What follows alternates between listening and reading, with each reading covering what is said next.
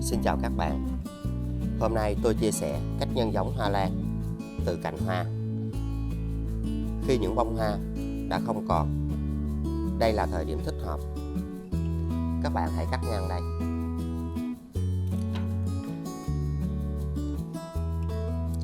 Sau đó hãy dùng một tép tỏi.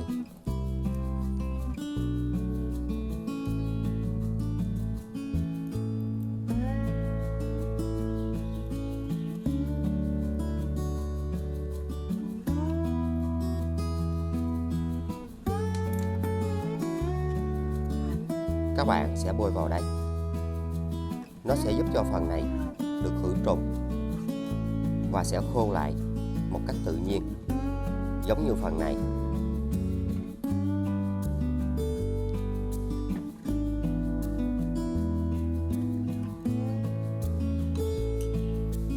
Và cành hoa này các bạn hãy cắt ngang đây. Và hãy gỡ lớp vỏ này ra. Hoa lan nhỏ sẽ được phát triển ngay tại đây.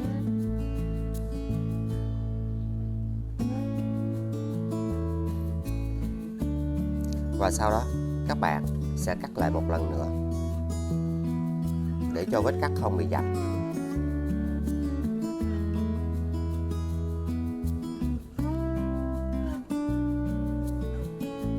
Và chúng ta sẽ cắt một vết xéo ở đây để giúp cho việc hút nước được dễ dàng.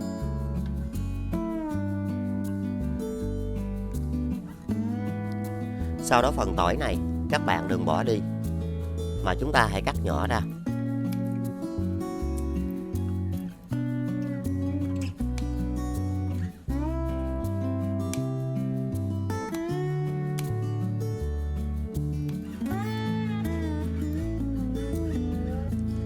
Sau đó hãy cho tất cả vào lọ.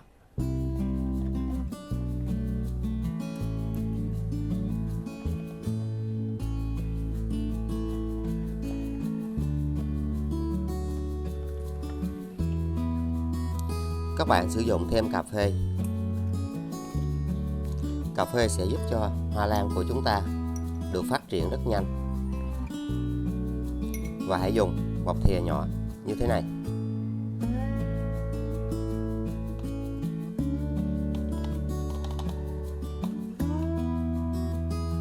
Cho vào 500 ml nước.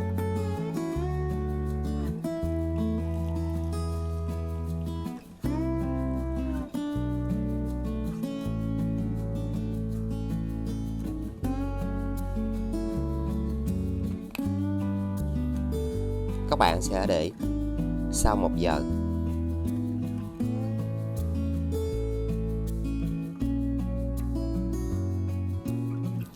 Và sau 1 giờ, các bạn hãy lọc vỏ cặn.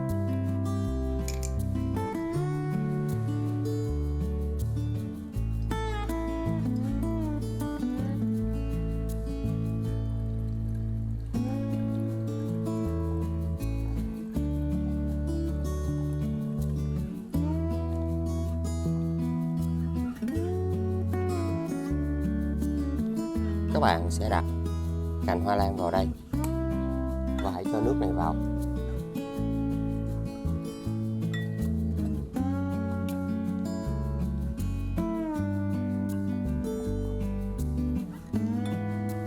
Và hãy ngâm như thế này trong 30 phút. Cây nhỏ sẽ được hồi sinh và phát triển rất nhanh. Phần nước còn lại này các bạn đừng bỏ đi.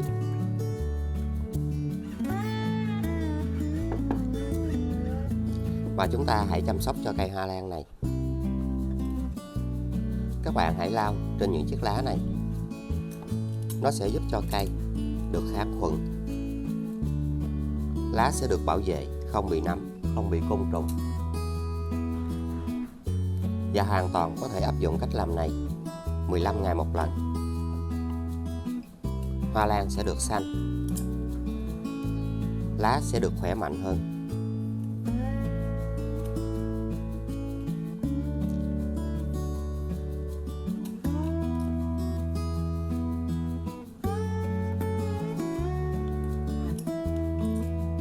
Nó cũng sẽ hỗ trợ giúp cho những chiếc lá mới phát triển rất nhanh chóng.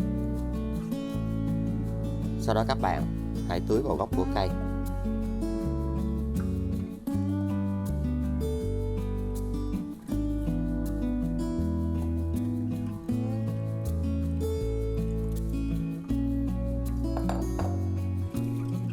Cây sẽ luôn được xanh tốt và khỏe mạnh hơn.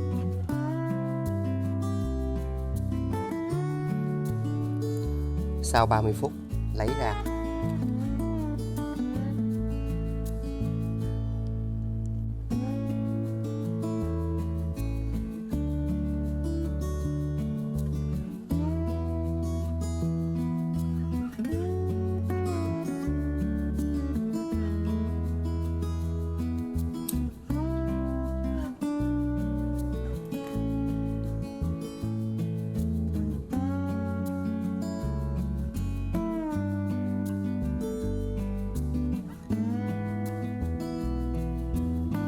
Và cách làm này sẽ giúp cho phần này được khô lại và cây sẽ không bị thấm nước.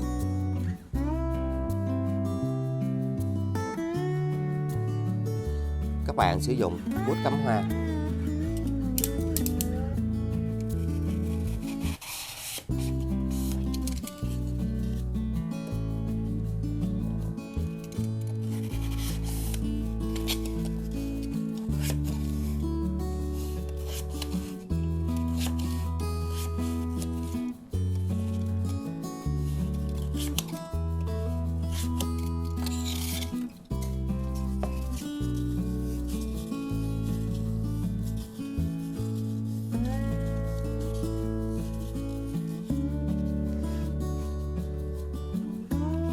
Sau đó hãy ghim cành hoa lan vào đây.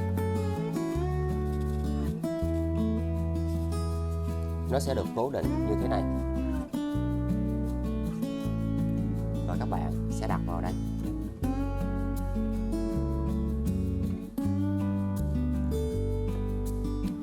Sử dụng nước lọc. Sau đó sẽ cho vào.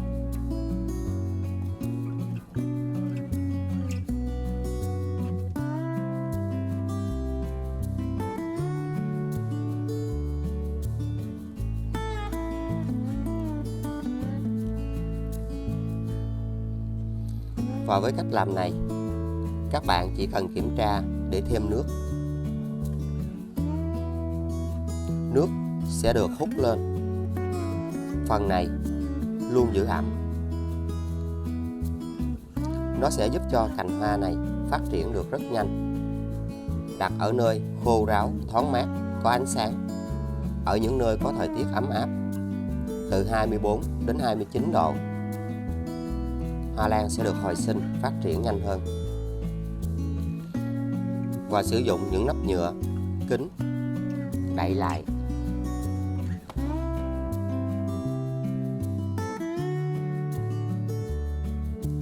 Và đây là kết quả sau 3 tuần tiếp theo. Hoa lan đã được phát triển cây nhỏ.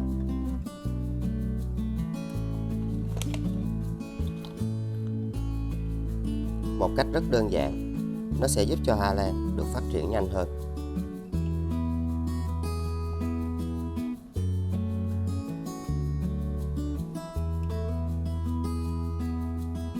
Các bạn có thể giúp cho cây nhỏ này phát triển khi chúng ta đặt ở những nơi có nhiệt độ ấm áp, thì hoa lan sẽ được hồi sinh và mọc được cây nhỏ rất nhanh.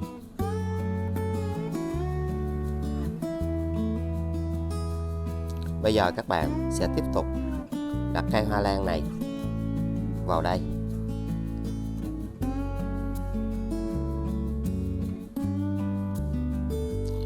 Và chúng ta sẽ để vào vị trí cũ.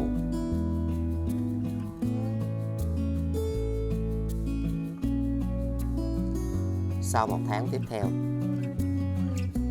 cây đã phát triển lên.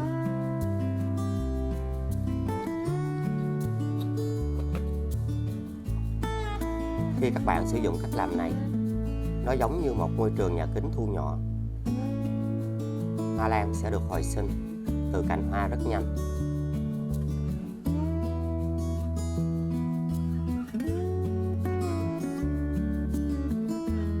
Với một phương pháp rất đơn giản, chúng ta có thể giúp cho những cây hoa lan được mọc lên rất nhanh từ cành hoa. Các bạn có thể xem thêm từ những cách mà mình đã có chia sẻ. Và giai đoạn này, các bạn sẽ tiếp tục đặt vào đây. Và chúng ta hãy để vào vị trí cũ.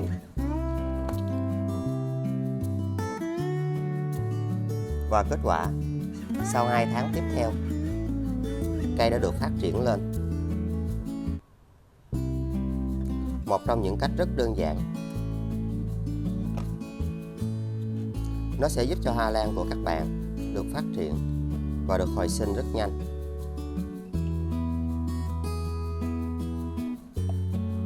Với phương pháp đơn giản này, chúng ta sẽ giúp cho hoa lan được hồi sinh nhanh hơn từ cành hoa. Khi các bạn thấy những chiếc rễ phát triển tốt như thế này, thì đến giai đoạn này chúng ta có thể yên tâm để trồng lại. Và nó giúp cho hoa lan được phát triển nhanh hơn khi ở môi trường bên ngoài. Một trong những cách rất đơn giản. Các bạn có thể xem thêm từ những cách mà mình đã có chia sẻ trên kênh. Và luôn có những phụ đề để các bạn dễ dàng lựa chọn.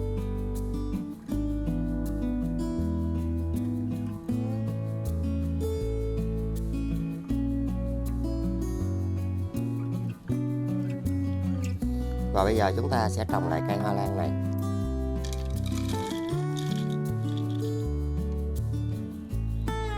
Với những cây hoa lan như thế này, các bạn sẽ trồng chậu nhỏ. Nó sẽ giúp cho cây được phát triển nhanh hơn.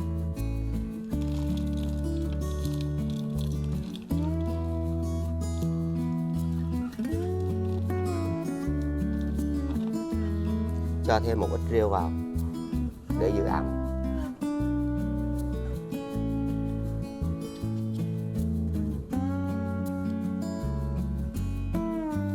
Đừng quên like, chia sẻ, đăng ký kênh và nhấn chuông để tiện theo dõi. Xin chào và hẹn gặp lại. Chúc các bạn luôn thành công.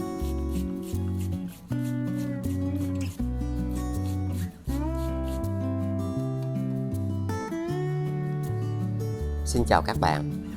Hôm nay tôi chia sẻ cách hồi sinh những cây hoa lan bị thối mà ai cũng dễ dàng làm được. Khi một cây hoa lan có những chiếc lá đã bị vàng như thế này, cây đã bị nhiễm nấm, các bạn cần cách ly những cây hoa lan này ra khỏi những cây khỏe mạnh. Với cách hồi sinh này, ai cũng dễ dàng làm được tại nhà.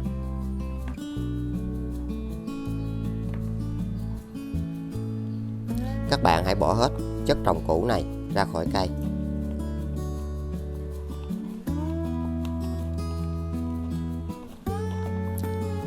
Vì chất trồng này đã bị ẩm rất nhiều nên nó đã làm cho những chiếc rễ đã bị hư.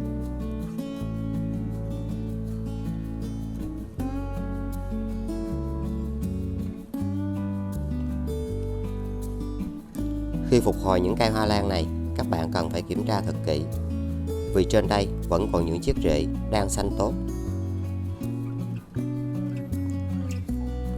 Và chúng ta hãy cắt bỏ những rễ thối này ra khỏi cây.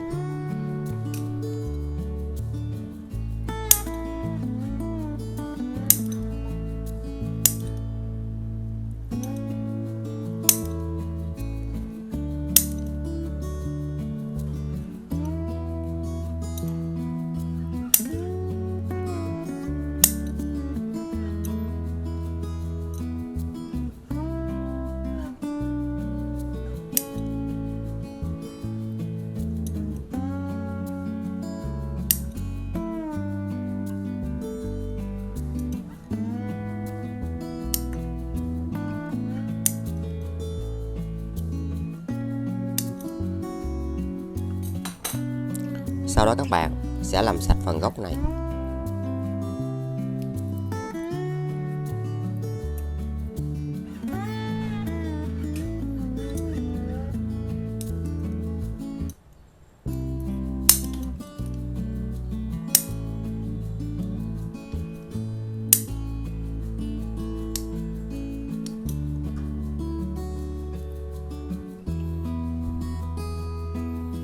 Cành hoa này chúng ta nên giữ lại.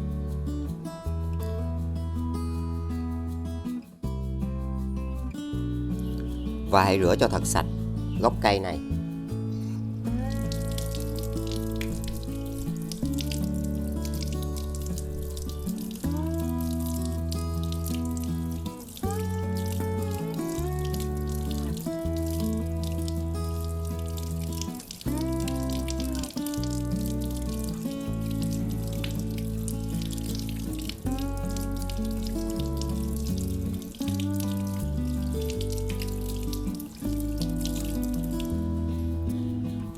Sau đó các bạn cần kiểm tra kỹ lại một lần nữa. Và những rễ như thế này chúng ta nên cắt bỏ.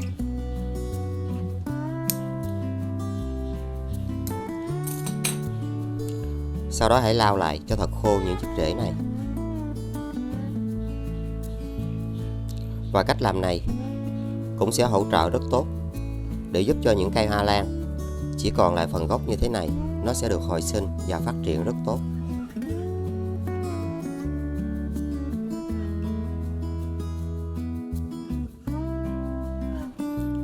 Các bạn có sẵn cà phê trong nhà không? Nếu có thì các bạn sẽ rất tốt để giúp cho hoa lan hồi sinh. Nó luôn giúp cho hoa lan phát triển và ra rễ rất nhanh. Hãy dùng 2 thìa.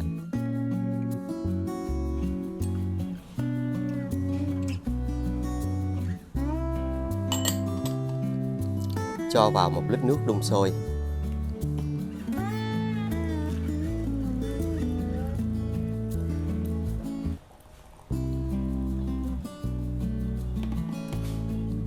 Và chỉ chờ cho nước này nguội.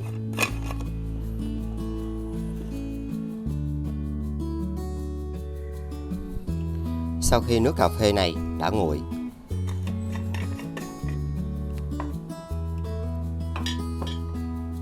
các bạn hãy lọc vỏ cặn.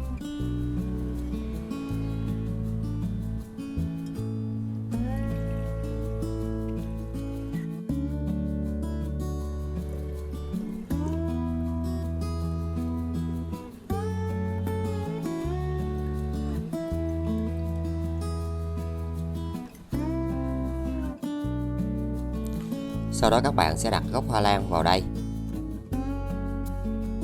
Và hãy cho nước cà phê này vào.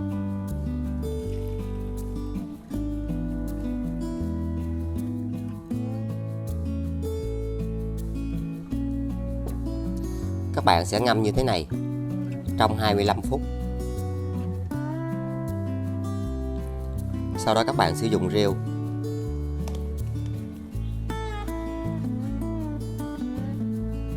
Và cho nước cà phê này vào đây. Nó sẽ giúp cho chất trồng được khử khuẩn.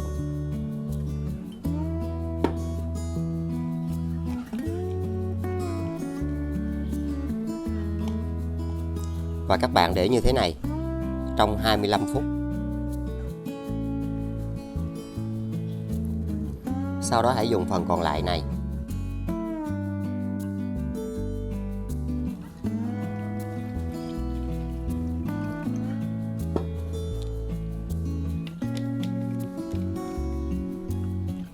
hãy chăm sóc cho những cây hoa lan khác. Nó sẽ giúp cho hoa lan không bị nấm, không bị côn trùng. Cây hồi sinh và phát triển rất nhanh. Hãy áp dụng cách làm này 2 tuần một lần. Những cây hoa lan yếu sẽ dần được phục hồi.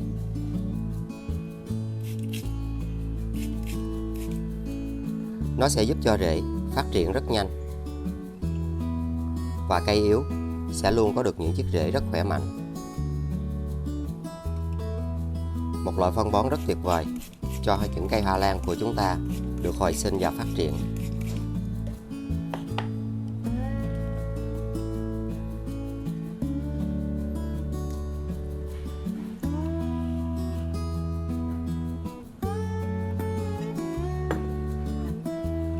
Nó sẽ bảo vệ mạnh mẽ cho những chiếc rễ.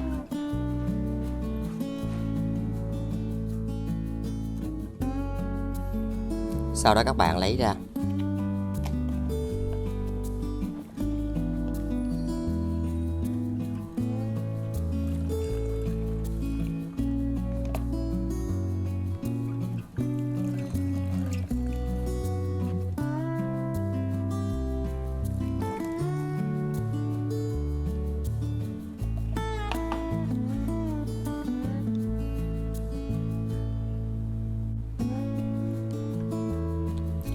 Sau đó hãy sử dụng 2 ly nhựa, dao khoét những lỗ ở đây.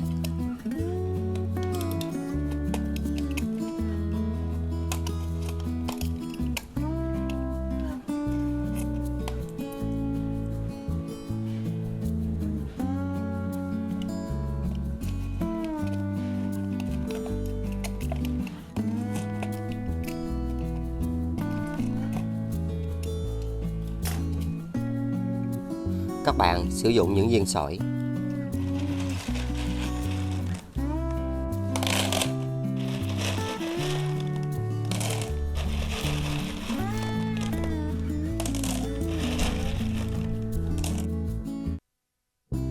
Và sau đó chúng ta sẽ cho rêu vào đây.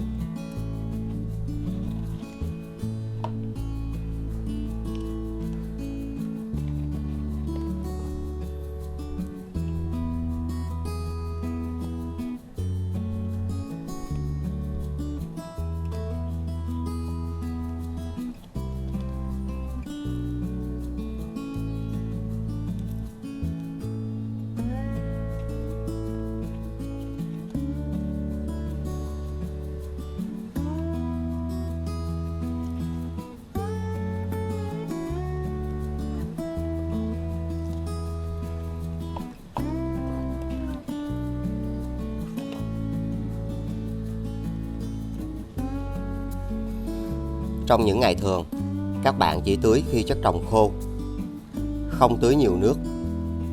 Đặt cây ở những nơi khô ráo, thoáng mát và có ánh sáng. Và cách làm này sẽ giúp cho cây được hồi sinh rất nhanh.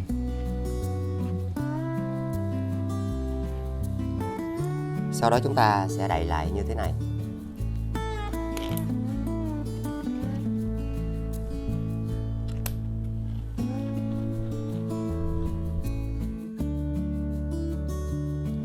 Kết quả sau 25 ngày, hoa lan đã được hồi sinh.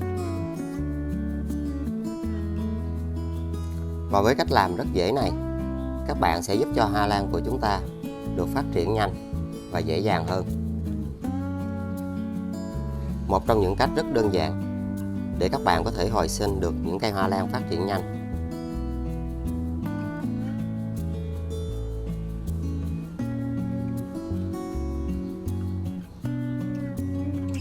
Và với những cách làm khác nhau, đòi hỏi các bạn cần phải có sự kiên nhẫn.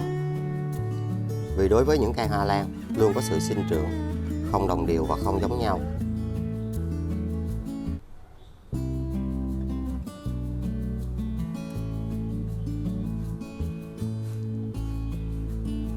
Nó đã được phát triển được những chiếc rễ rất tốt và rất khỏe mạnh.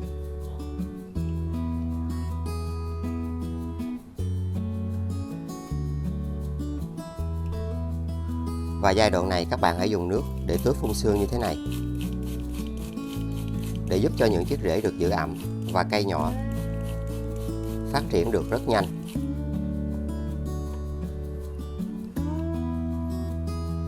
Và chúng ta hãy đậy những chiếc rễ này lại.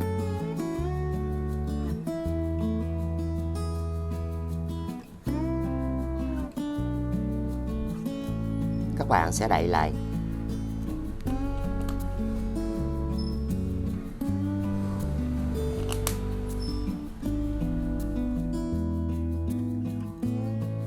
Kết quả sau 3 tháng tiếp theo, hoa lan đã được phát triển lên rất tốt và rất khỏe mạnh.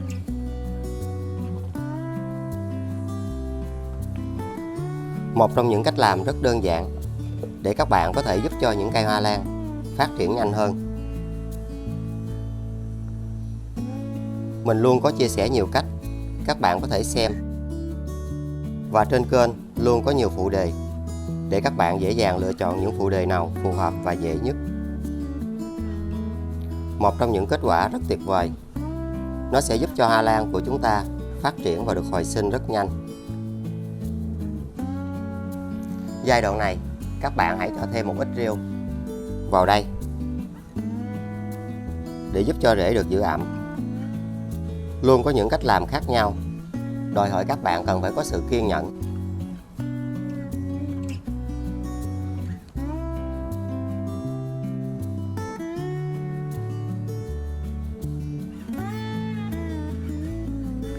đừng quên like, chia sẻ, đăng ký kênh và nhấn chuông để tiện theo dõi. Xin chào và hẹn gặp lại.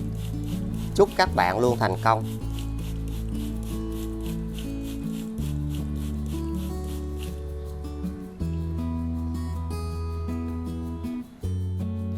Chào các bạn. Hôm nay tôi chia sẻ cách hồi sinh nhanh một cây hoa lan mà ai cũng dễ dàng làm được tại nhà.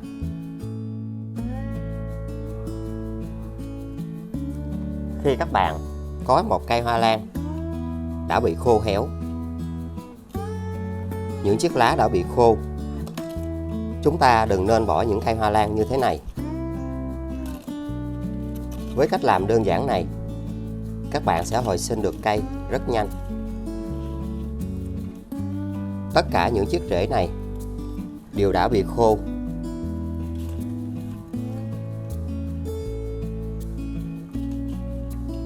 Và cây đang rất yếu ớt.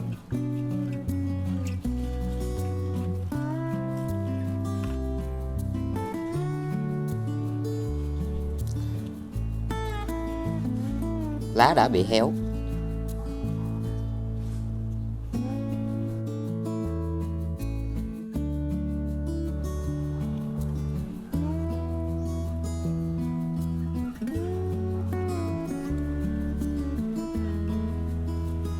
Đầu tiên, các bạn cần phải gỡ bỏ những chiếc lá này. Vì những chiếc lá này rất héo nên chúng ta không thể phục hồi được.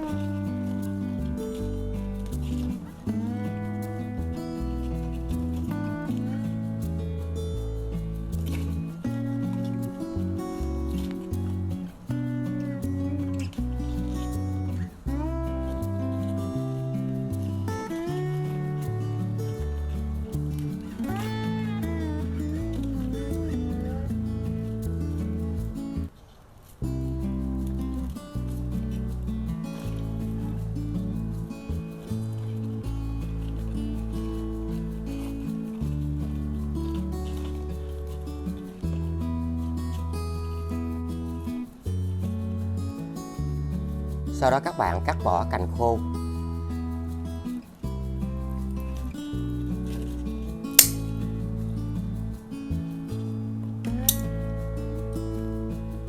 Và những phần này nên cắt bỏ.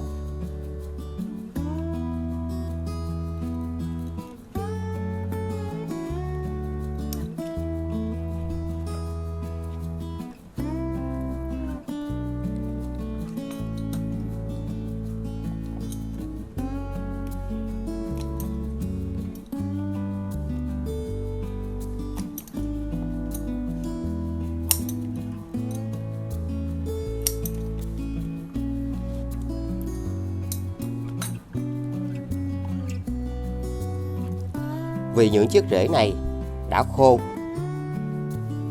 nên các bạn tận dụng điều kiện này để làm chất trồng cho cây.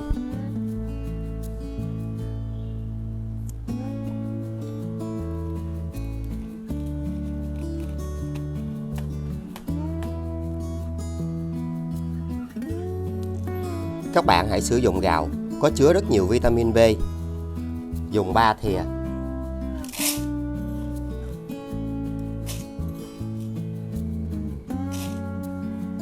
Cho vào 1 lít nước.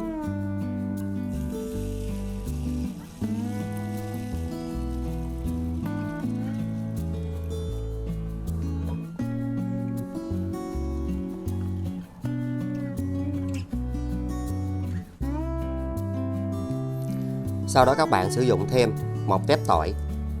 Tỏi có tính kháng khuẩn khử trùng, rất tốt cho hoa lan được hồi sinh. Và làm nát ra.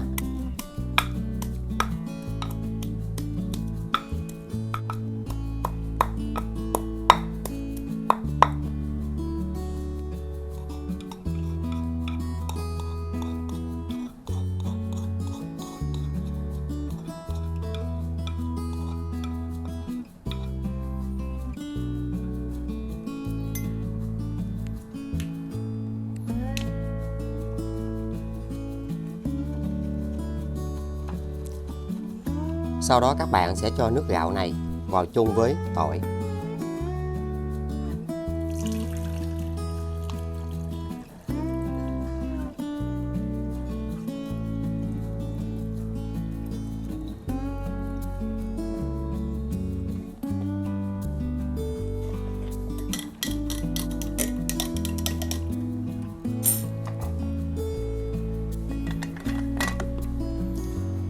Các bạn sẽ để sau 1 giờ.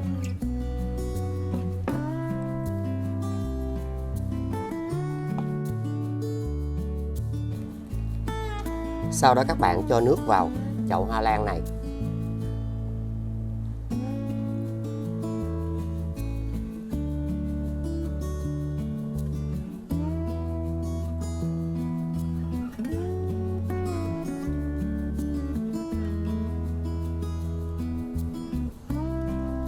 Và hãy ngâm như thế này trong 1 giờ.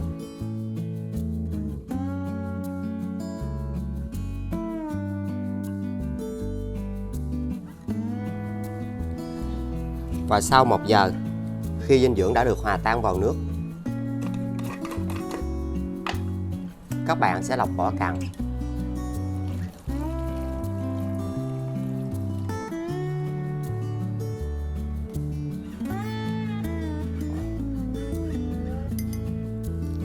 Sau đó sử dụng những miếng bông mềm như thế này.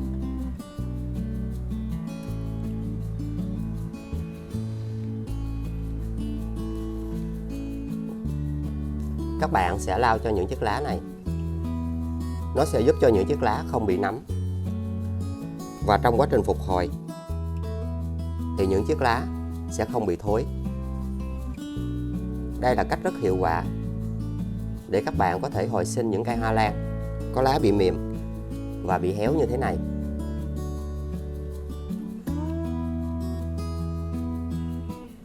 Gạo có chứa nhiều vitamin B và trong tỏi có tính kháng khuẩn. Nên khi chúng ta làm điều này sẽ hạn chế được thối nhũng trên những chiếc lá và giúp cho lá được hồi sinh nhanh hơn.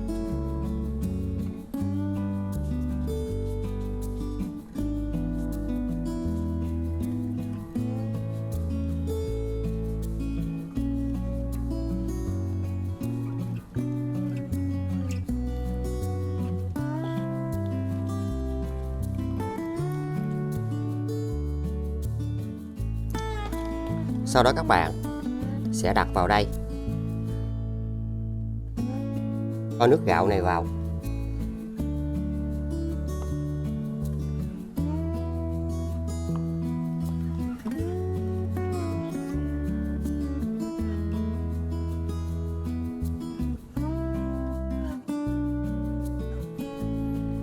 Và ngâm trong 30 phút.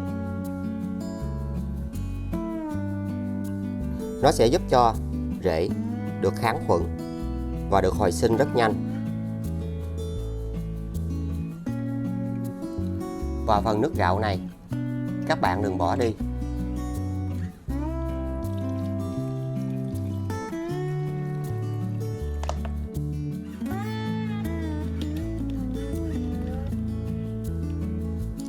Mà hãy dùng nó để chăm sóc cho những cây hoa lan yếu ớt. Nó sẽ được xanh hơn, khỏe mạnh hơn. Những cây yếu sẽ được hồi sinh rễ. Các bạn sẽ phun đều lên lá. Nó sẽ giúp loại bỏ nấm, côn trùng. Áp dụng vào buổi sáng và 2 tuần một lần thì những chiếc lá sẽ được hồi sinh, được xanh tốt hơn.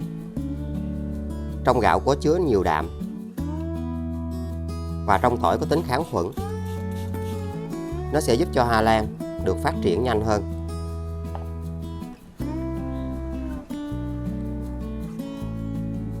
Và cách làm này sẽ hạn chế sự thối nhũng.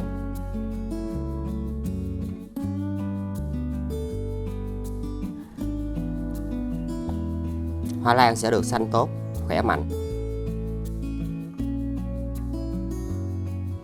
Sau 30 phút, các bạn lấy ra và hãy để cây ở nơi mát trong 3 ngày để giúp cho những chiếc rễ này hoạt động trở lại.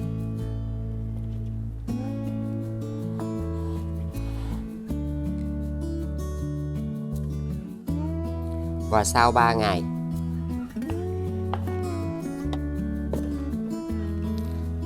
các bạn sẽ bỏ hết chất trồng này.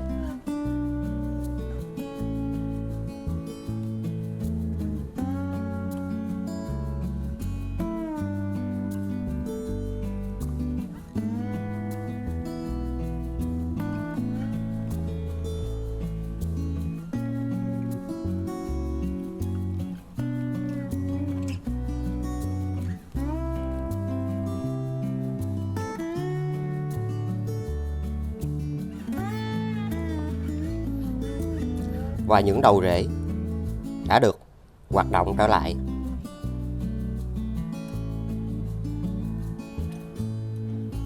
Các bạn hãy cắt bỏ những rễ khô này.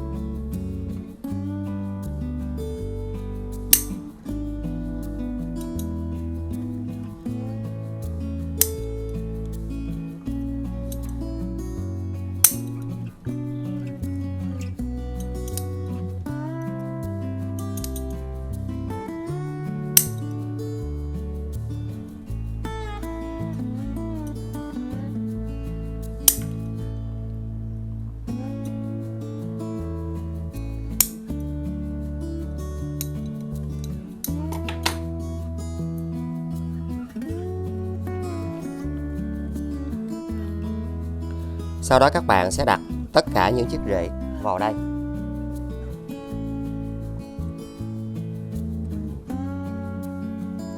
Và cho nước vào.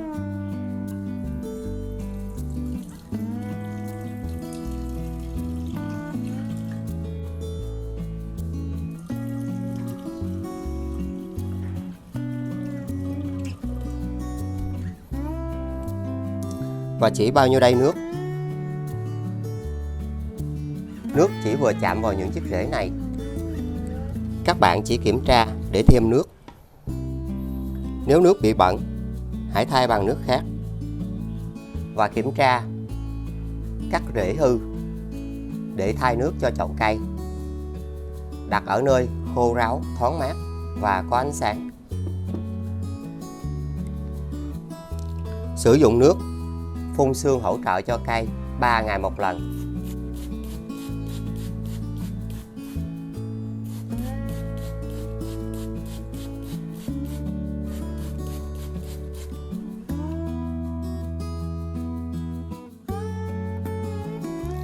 Và đây là kết quả sau 2 tháng tiếp theo. Hoa lan đã được phục hồi rễ. Rễ đã phát triển rất tốt và khỏe mạnh. Một trong những cách làm rất tuyệt vời.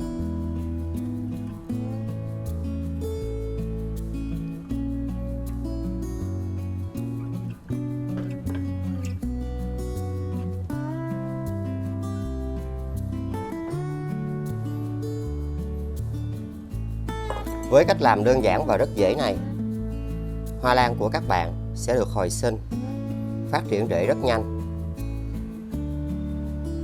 Trong quá trình tạo rễ của hoa lan, khi các bạn thấy những chiếc rễ bị thối hoặc bị hư thì hãy cắt bỏ và thay nước.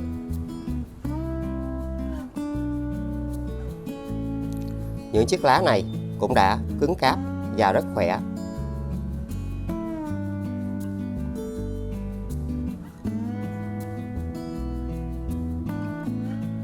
Lá rất xanh.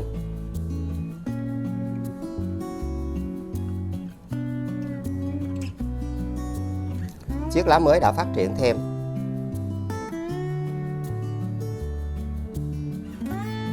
Bây giờ các bạn có thể yên tâm để trồng lại cây. Giúp cây hoa lan này được phát triển nhanh khi ở môi trường bên ngoài.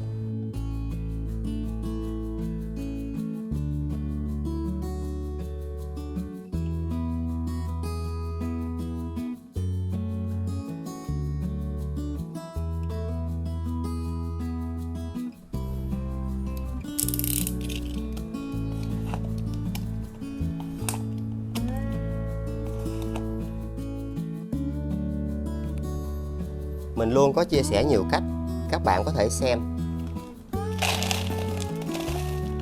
và hãy lựa chọn những cách làm nào phù hợp và đơn giản nhất.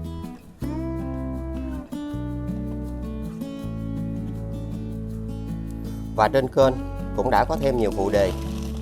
Các bạn hãy lựa chọn những phụ đề nào phù hợp.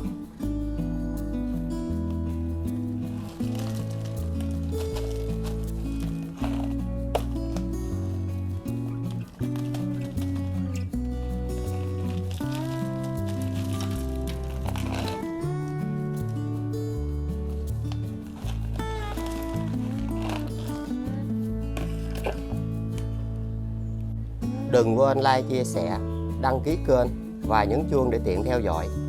Xin chào và hẹn gặp lại. Chúc các bạn luôn thành công.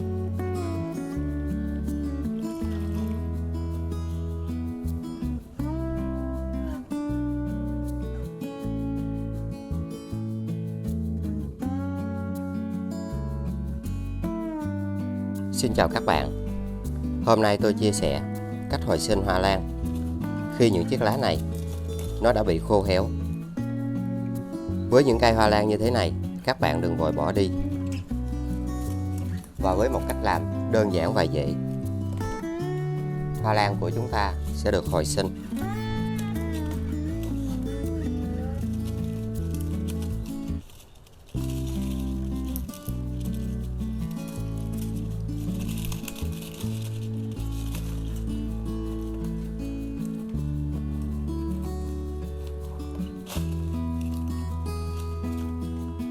Tất cả những chiếc rễ này đều đã bị hư.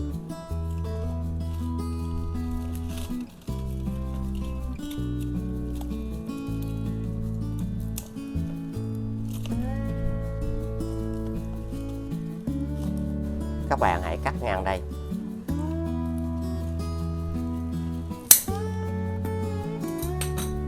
Phần này còn rất xanh tốt. Cây sẽ được hồi sinh rất dễ dàng.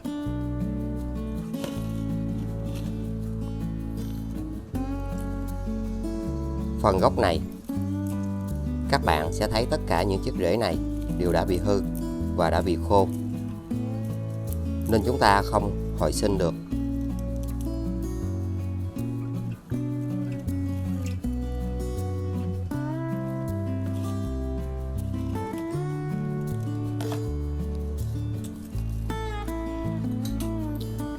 Sau đó các bạn sẽ cắt bỏ những rễ hư và những rễ khô này.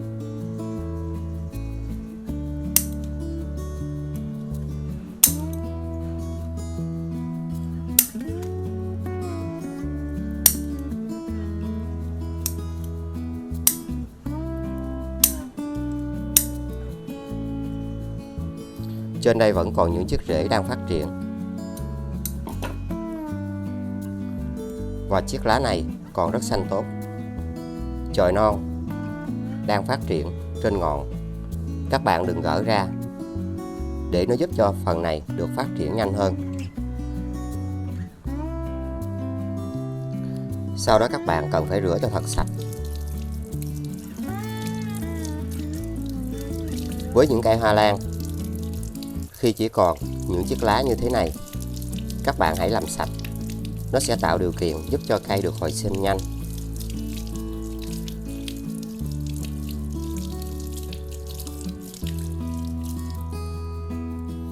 Sau đó các bạn sử dụng khăn sạch và lau khô lại.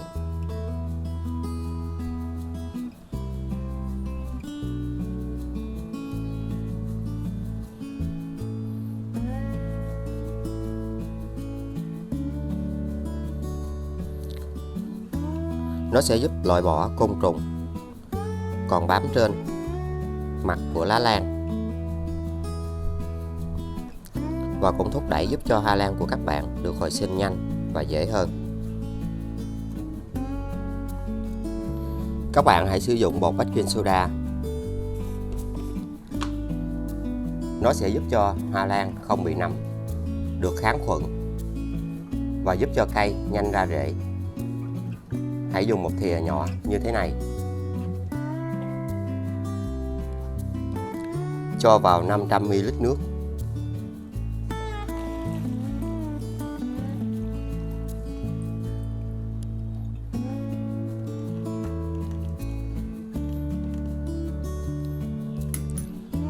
Các bạn sử dụng những miếng bông mềm như thế này và chúng ta sẽ lau cho chiếc lá này. Tuy chỉ còn lại một lá vào phần chồi non này, nhưng với cách làm này, hoa lan của các bạn sẽ được hồi sinh rất nhanh. Và hãy lau hai mặt lá. Nó sẽ giúp cho cây khi phục hồi không bị nấm, không bị côn trùng.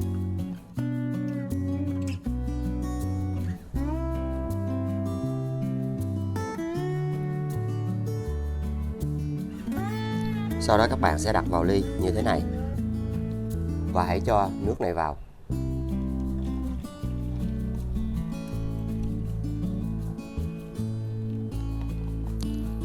Và hãy ngâm trong 25 phút.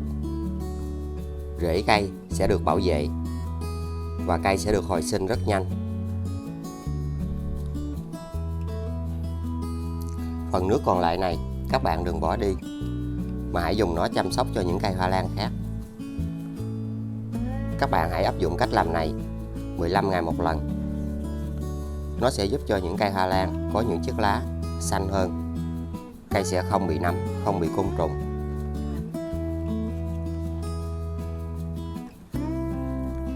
Và những chiếc lá non rất xanh tốt.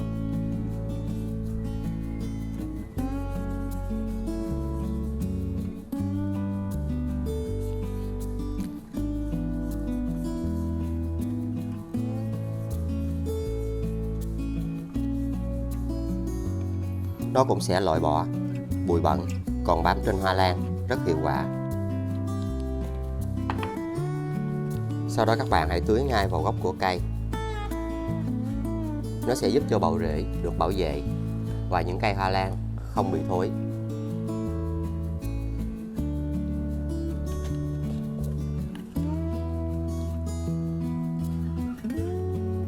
Hoa lan sẽ được xanh tốt hơn, khỏe mạnh hơn.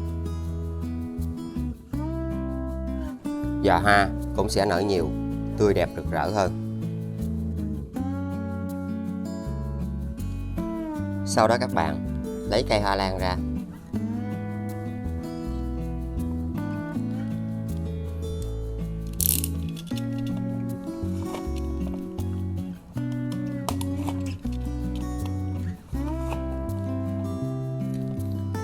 Các bạn sử dụng vỏ thông cho vào đáy chậu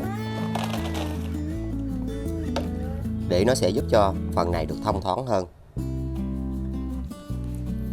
Và sử dụng thêm rêu, và đây là rêu khô. Các bạn đặt cây hoa lan vào và cho rêu vào.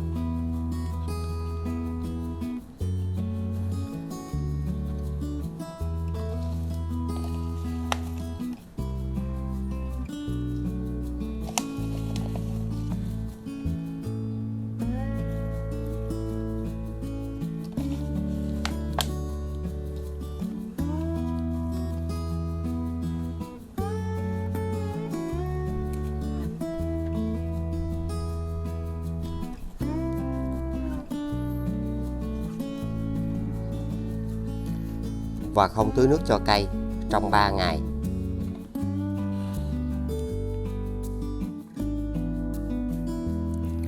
Sau 3 ngày, các bạn dùng nước để tưới vừa đủ ẩm.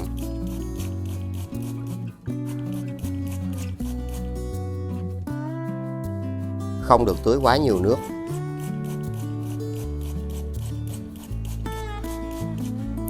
Đặt cây ở nơi có ánh sáng và thoáng mát. Sử dụng một ly nhựa. Các bạn khoét lỗ trên đây.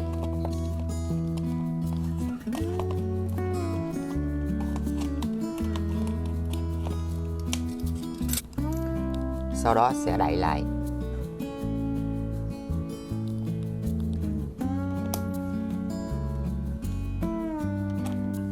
Và chờ cây hồi sinh.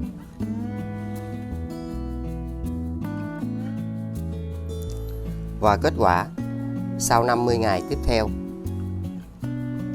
hoa lan đã được hồi sinh.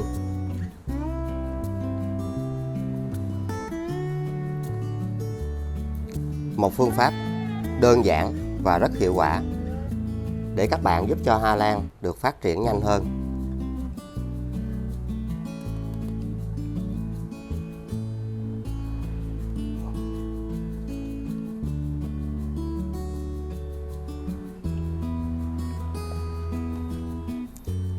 Với những cách làm đơn giản và rất dễ này, những cây hoa lan của các bạn sẽ được hồi sinh và rễ luôn được khỏe mạnh hơn.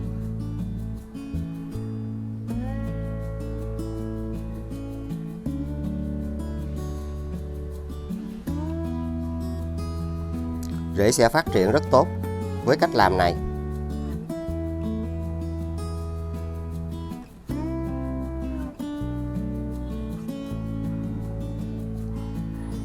Các bạn có thể xem thêm từ những cách làm mà mình đã có chia sẻ trên kênh. Một trong những phương pháp đơn giản và rất hiệu quả. Nó sẽ giúp cho hoa lan được hồi sinh khỏe mạnh hơn. Và mình đã có thêm nhiều phụ đề. Các bạn có thể xem và lựa chọn những phụ đề nào phù hợp. Trên kênh mình cũng đã chia sẻ nhiều cách. Cây đã phát triển được chiếc lá rất xanh.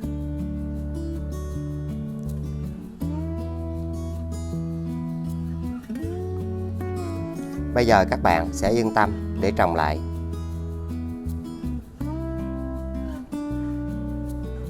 Một giải pháp đơn giản cho hoa lan hồi sinh, phát triển rất nhanh.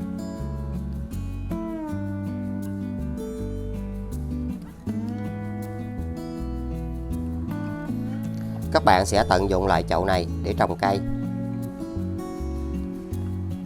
Mình sẽ trồng lại bằng vỏ thông.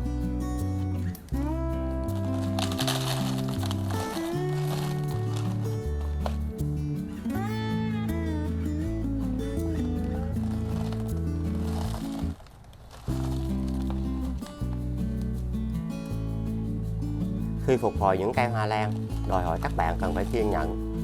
Vì đối với hoa lan thì có cây sinh trưởng rất nhanh, nhưng cũng có cây rất chậm. Và chúng ta kiên trì thì những cây hoa lan như thế này sẽ được phát triển rất nhanh.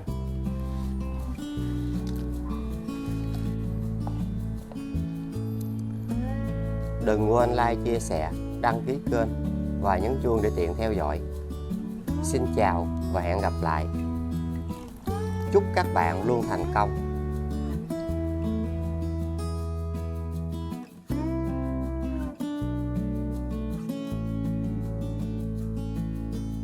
Xin chào các bạn. Ai trong chúng ta cũng muốn có được những cây hoa lan luôn có rất nhiều nụ hoa. Hoa luôn nở nhiều hơn.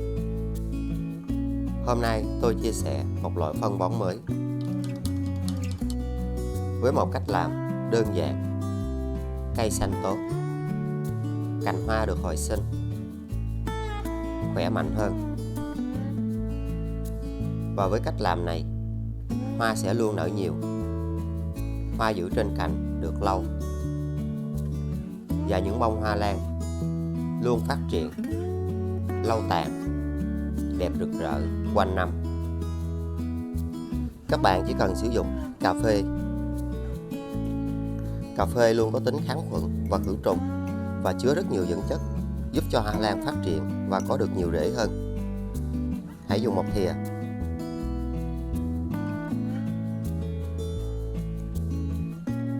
Cho vào 500ml nước đun sôi.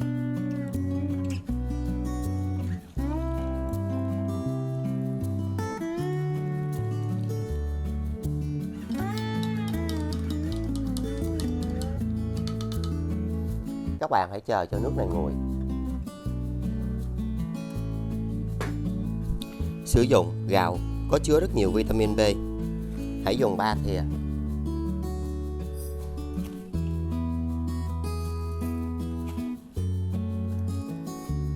Cho vào 500ml nước.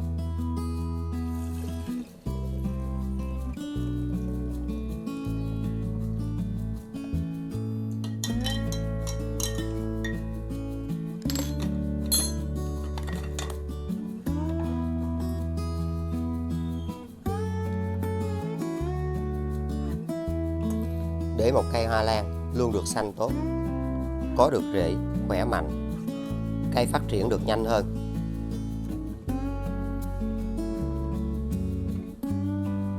Trước khi bón phân, các bạn cần phải tưới nước trước cho cây. Và điều này rất cần thiết vì nó giúp cho cây dễ dàng trao đổi chất.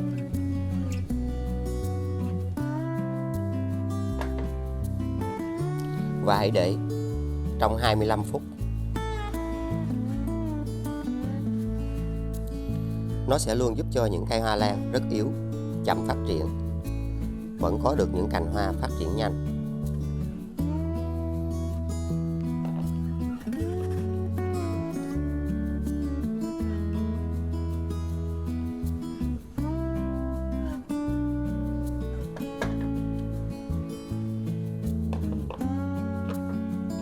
Cây sẽ luôn xanh tốt và phát triển vượt trội hơn khi các bạn sử dụng cách làm này,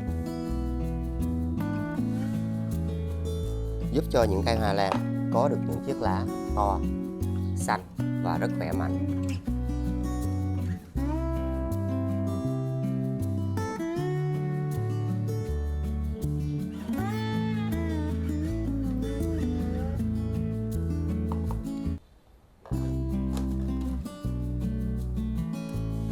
Cây luôn được xanh mướt, phát triển rất tốt.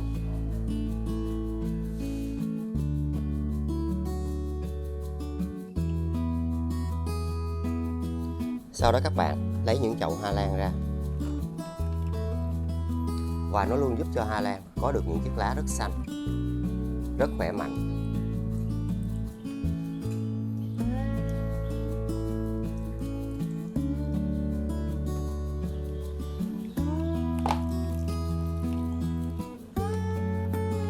Và đây chính là nguyên nhân dẫn đến hoa lan không có hoa và không phát triển. Chất trồng rất bẩn, nó sẽ cản trở quá trình trao đổi chất của cây.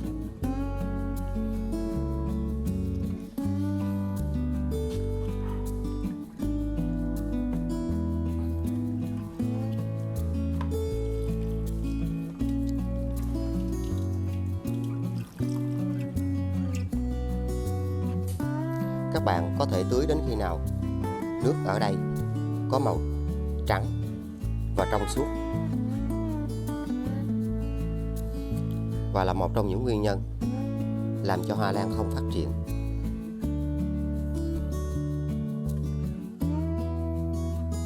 Sau khi nước cà phê đã nguội, các bạn sẽ tiến hành lọc vỏ cạn.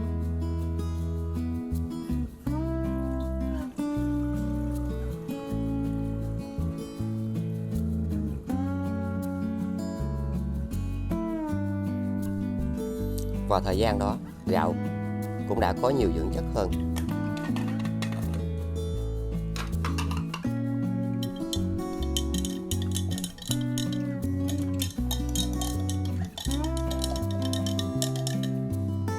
Hãy cho nước gạo này vào chung.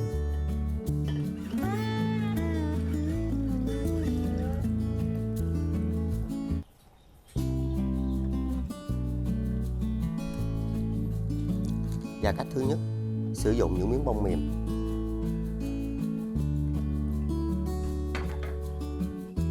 Sau đó các bạn sẽ lau cho những chiếc lá này. Và hãy áp dụng cách làm này mỗi tuần một lần cho hoa lan có được những chiếc lá xanh và khỏe hơn. Và nên lau dưới mặt lá này để ngăn sự phát triển của các loại côn trùng. Khi các bạn sử dụng cách làm này, hoa lan sẽ phát triển rất tốt và rất khỏe mạnh.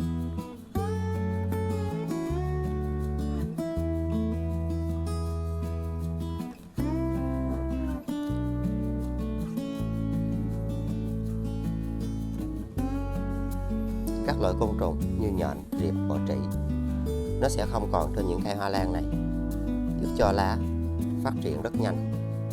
Những chiếc lá mới rất tốt và rất khỏe.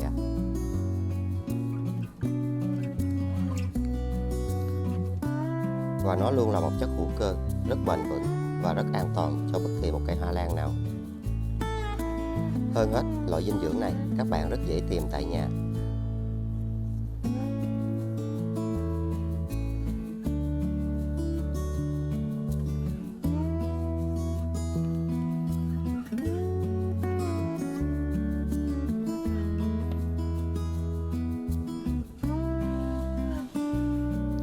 cách thứ hai, hãy cho nó vào bình phun.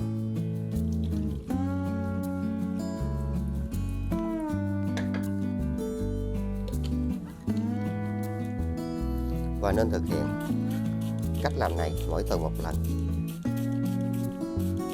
Hãy nhớ phun dưới mặt lá này để ngăn sự phát triển của các loại côn trùng như là nhện, riệp, bọ trĩ. Sử dụng vào buổi sáng. Khi các bạn sử dụng cách làm này thì nấm sẽ không còn trên hoa lan. Mặt dưới của lá rất khỏe. Hoa lan của chúng ta sẽ luôn có được những chiếc lá xanh và rất khỏe.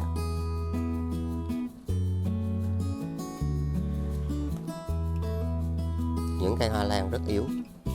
Khi các bạn sử dụng cách làm này, nó cũng sẽ hỗ trợ giúp cho cây được phát triển khỏe mạnh hơn.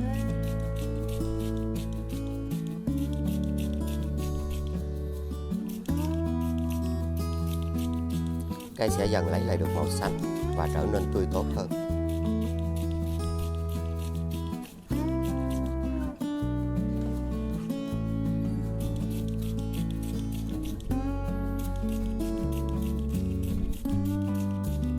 Những chiếc lá bị vàng nó sẽ dần được phục hồi rất tốt.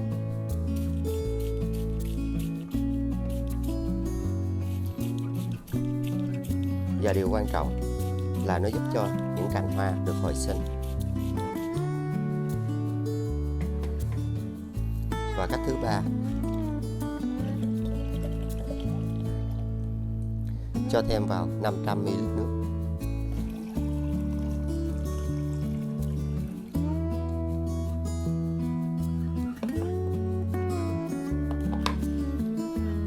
Các bạn hãy tưới vào gốc của cây như thế này và nên áp dụng 2 tuần một lần. Hãy để như thế này trong 30 phút.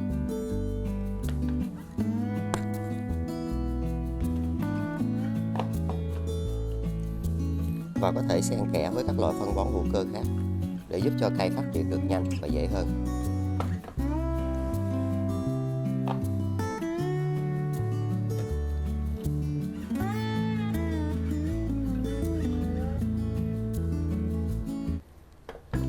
Khi chúng ta để trong 30 phút thì rễ sẽ được bảo vệ rất tốt và những chiếc rễ sẽ không bị thối với phương pháp này.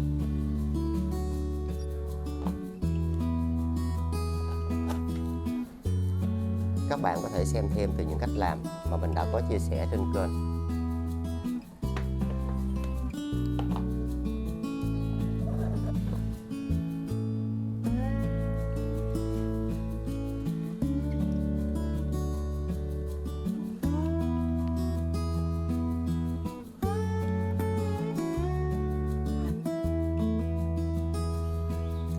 Sau đó các bạn lấy ra và hãy đặt những cây hoa lan như thế này ở những nơi có ánh sáng. Nó sẽ giúp cho lá được xanh, khỏe mạnh hơn. Cây sẽ có được những chiếc rễ khỏe mạnh. Và điều quan trọng là nó giúp cho những cành hoa được hồi sinh, những chùm hoa mới phát triển rất tốt.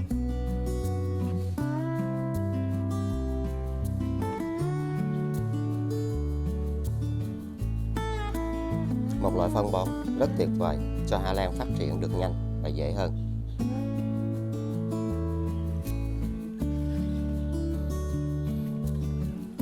Những cây hoa lan rất yếu, nó vẫn được xanh hơn và cành hoa mới phát triển.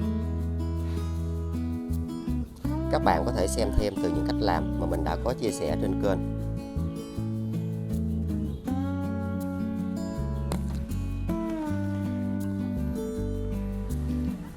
Và trên kênh cũng đã có thêm nhiều phụ đề. Các bạn có thể dễ dàng lựa chọn những phụ đề phù hợp. Rễ được hồi sinh, lá phục hồi cứng cáp hơn, lá mới phát triển và có nhiều cành hoa hơn.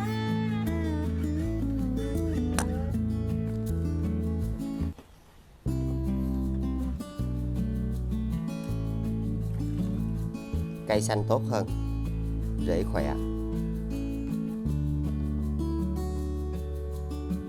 một loại phân bón đơn giản.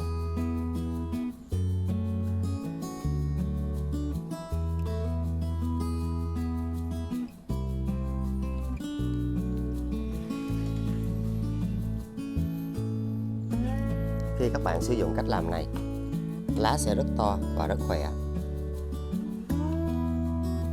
rễ phát triển nhanh.